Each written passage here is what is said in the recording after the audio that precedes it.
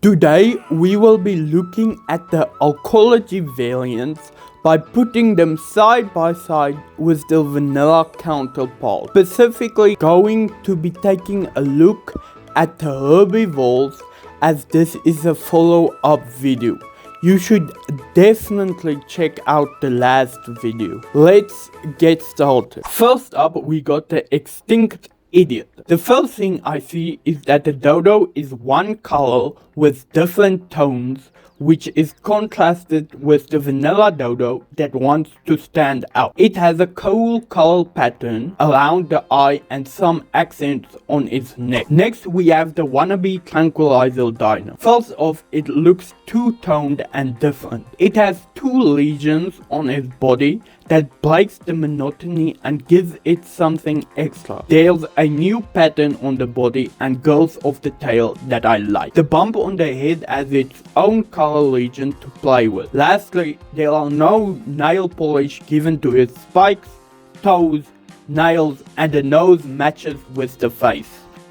Hit and Fault is up next. Immediately it looks clean and not overwhelmingly messy like its vanilla counterpart. The accent pieces on the skull share colors with the nice stripe pattern on its back. The spiral pattern can be colored, plus its horns look so much cleaner. No weird splotches and there's a belly color. That's what I call cleanup on aisle patches. Fertilizer utility is next. Straight off the bat, the pig looks colorful and different in a cool way. There are three main regions: body, legs, and belly. The leg coloring is also at the lower jaw. Its belly colors is shared with the spots on its legs and these nice accent stripes all over its body. Lastly, there are these magenta stripes that I cannot change. Next, we have the false label dino. Much less in your face bright with its coloring. The blending between colors is clean and not as splotchy as the vanilla one. The legs are one color, which connects to the lower body and face. The belly is also one color that shares with its shell. On its face is a cool pattern that gives it character. The shell is cleanly blended and does not have the weird back stripe pattern. Shell color leads into the club and makes it look coherent. Early game menace is next. The real personality is in the Pala's face. There is a flame pattern from the body that leads into the neck and blends with the face color. There's a nice accent legion at its cheekbones and one for the clumhorn. Less accents on useless detail. Next up we have Gojo. Two different body colors and dots. Gotta love the personality. The dots itself has two legions. The upper body dots bleed into the flame pattern up the neck, which in turn colors its upper face. The lower dots share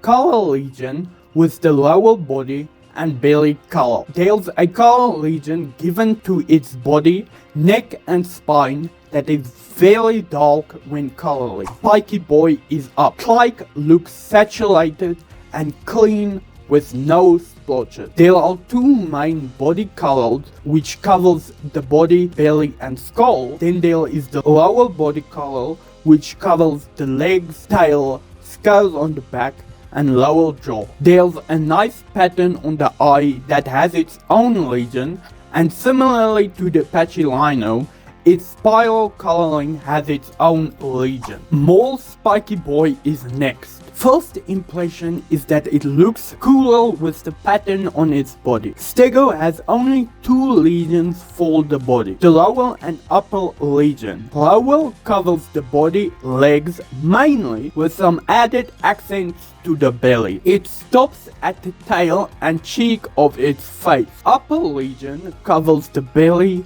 tail and the base of its sail thing. The sail has its own two legions. Its spikes on the end of the tail are clean. There are no extra accents that make it splotchy. The overgrown bird steps up to the plate, less in your face with the coloring. Very earthy. There is a main body legion with an added accent color that adds depth to its body. The legs also have a color region that shares with the belly, hands, and accents on its feathers that are in front. Two front neck color regions that connects to the top.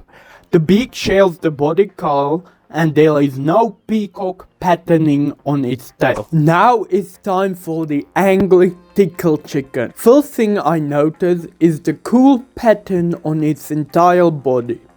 There is not a huge difference between the vanilla series and ARKOLOGY one, but you can see that the ARKOLOGY series looks sharper with texturing and color. Series feathers bleeds into the body and does not look separate like the vanilla one.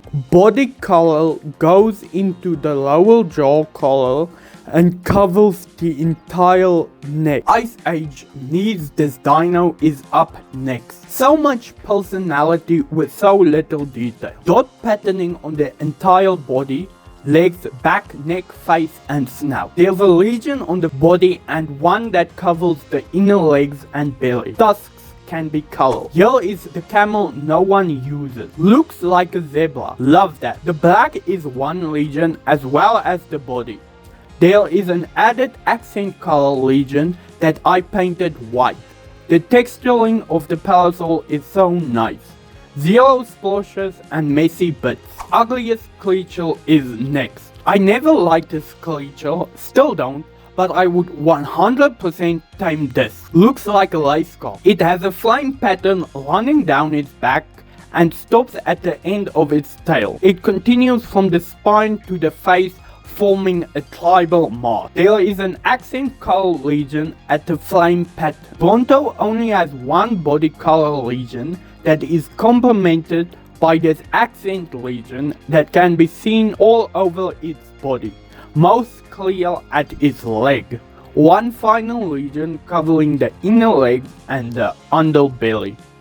That's all I got time for. Tune back in next time to check out the Scorch variants. If you have enjoyed this video, please do leave a like. Remember to subscribe, and I will see you next time. Bye guys, flame out.